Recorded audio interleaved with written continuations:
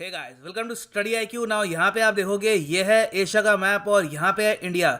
India से आप अगर ईस्ट को जाओगे तो आपको एक बहुत ही इंपॉर्टेंट देश दिखेगा, लाओस।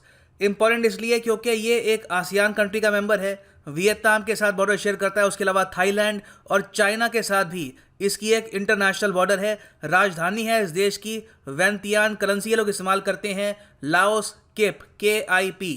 अब ये देश आज के समय न्यूज में है for very wrong reason. Laos अब चाइना के डेट ट्रैप में फंस चुका है। ये जो अपना इलेक्ट्रिसिटी ग्रिड है ये गवा चुके हैं टू चाइनीज कंपनीज। सो यहाँ पे आप देख पाओगे आर्टिकल है ऑन रूटर्स। यहाँ पे लिखा है कि टेकिंग पावर, चाइनीज फर्म सरकारी कंपनी की ये बात कर रहे हैं, to run Laos electric grid.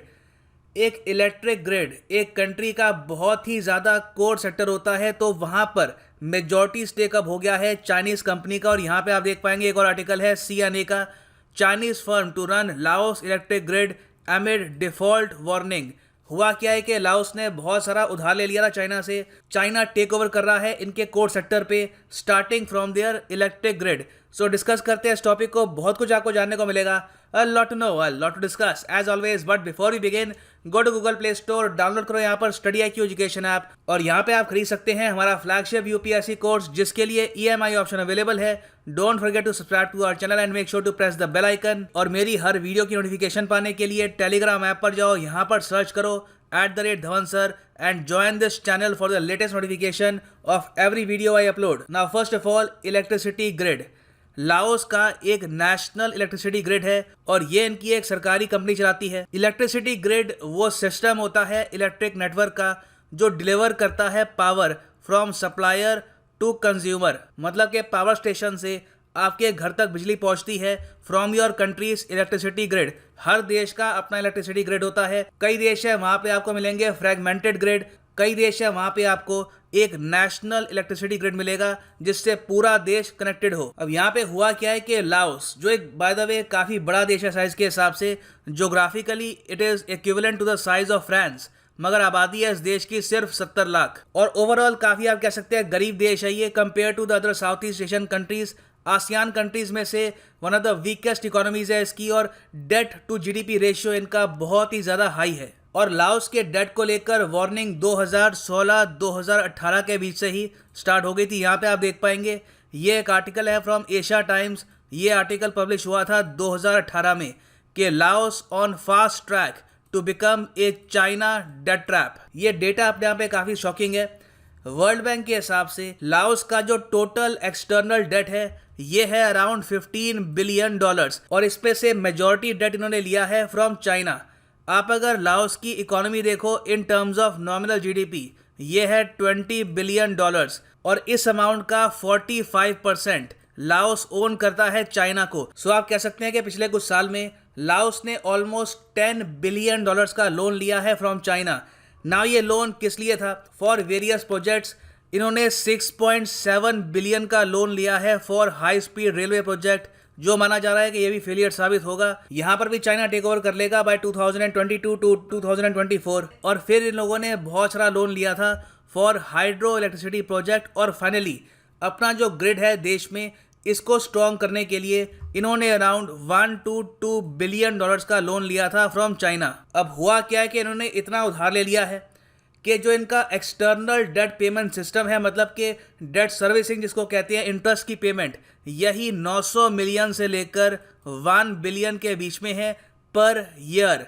और इस देश के जो फॉरेन एक्सचेंज रिजर्व हैं 1 बिलियन से कम हो चुके हैं। तो सिर्फ इसी साल ये प्रॉपरली डेट सर्विसिंग कर पाएंगे। अगले साल से मोस्ट प्रॉब्ली या तो कोई देश या फिर इंस्टीट्यूशन इनको बेल आउट करेगा या फिर ये कंट्री डिफॉल्ट कर सकती है ऑन देयर लोन्स। अब यहाँ पे आप क्वेश्चन पूछेंगे ये सब कैसे हो सकता है, इतनी मिसमैनेजमेंट।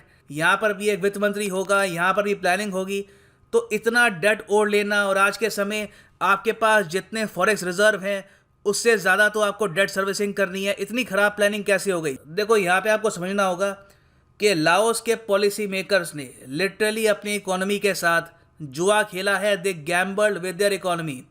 इन्होंने ये सोचा like money countries, for example Sri Lanka, कि चाइना से हैवी लोन्स लेकर ये डेवलपमेंट करेंगे और उसके बाद ये एनर्जी को एक्सपोर्ट करेंगे टू आसियान कंट्रीज। और इनका प्लान ये था, ये सरकारी शब्द हैं, कि लाओस को ये बनाएंगे बैटरी ऑफ साउथ एशिया। इनका प्लान ये था कि चाइनीज़ लोन से ये पावर प्रोजेक्ट्स डेवलप करेंगे अपने देश में और उसके बाद ये इलेक्ट्रिसिटी सेल करेंगे to countries like Vietnam, Thailand और इवन बियॉन्ड। यहाँ पर आप देख पाओगे ये लाओस की एक पब्लिकेशन का आर्टिकल है from 2018, Laos gambles on becoming battery of south east Asia. मगर प्रॉब्लम यहाँ पर यह हुई कि इन्होंने प्लानिंग प्रॉपरली करी नहीं थी। एक इन्होंने डैम बनाया था, हाइड्रो इलेक्ट्रिक डैम, ये डैम कोलैप्स कर गया 2018 के अंत में। और इसके अलावा जो पावर कंजम्पशन की डिमांड थी थाईलैंड से, वियतनाम से, ये इतनी नहीं थी जितनी इन्होंने एक्सपेक्ट करी थी। सो इस वजह से इनके पास प्रॉफिट बहुत ज़्यादा कम आ रहा था और जो इन्होंने चाइना से लोन लिया था उसका जो इंटरेस्ट रेट है वो एक्चुअली ज़्यादा था कंपेयर टू द प्रॉफिट्स। तो ये एक तरीके से लॉस में आ गए थे और ये जो सारे प्रोजेक्ट थे they became a burden on the Laos economy.